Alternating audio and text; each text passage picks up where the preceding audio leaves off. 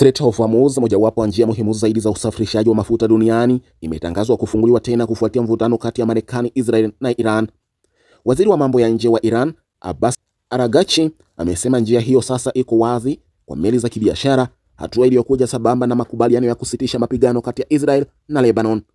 Rais wa Marekani, Donald Trump, pia amethibitisha kufunguliwa kwa njia hiyo, lakini akasisitiza kuwa Marekani itaendelea na zuio hilo la kijeshi dhidi ya Iran hadi makubaliano kamili yatakapoafikiwa. Hata hivyo, bado kuna gawanyiko baada ya baadhi ya maafisa wa Iran kusema kuwa meli zisizo za kijeshi pekee ndizo zitaruhusiwa kupita kwa njia hiyo maalum.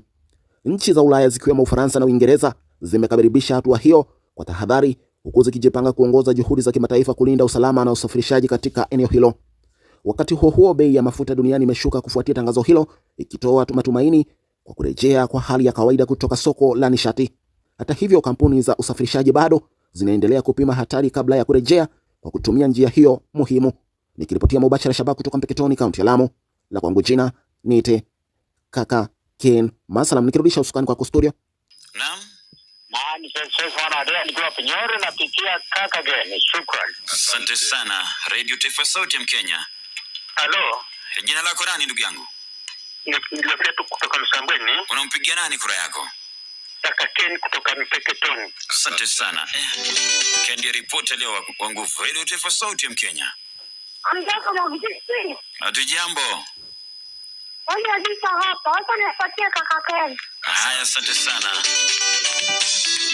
Haya, wa mwisho Radio Taifa, sauti ya Kenya.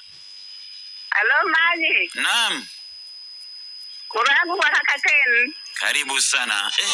Kaka Ken amechukua kila kitu sasa. Salama vipi anko?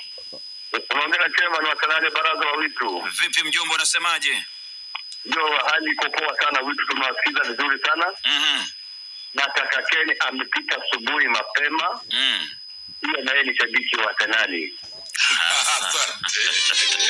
Haya sana, tupatie mshindi ustad. Moja kwa moja bila kupoteza muda, Kaka Ken ameibuka kidedea asubuhi ya leo, amejinyakulia kura 7. Kura 7 ambazo ni wapiga kura wote ambao wamepiga asubuhi. Hongera sana, amefanya kazi kubwa zaidi. Na hivyo basi inamaanisha yeye ndiye mshindi katika ripoti ya taifa. Kwa wale ambao wamejaliwa leo katika nguvu ya uripoti ama kuripoti.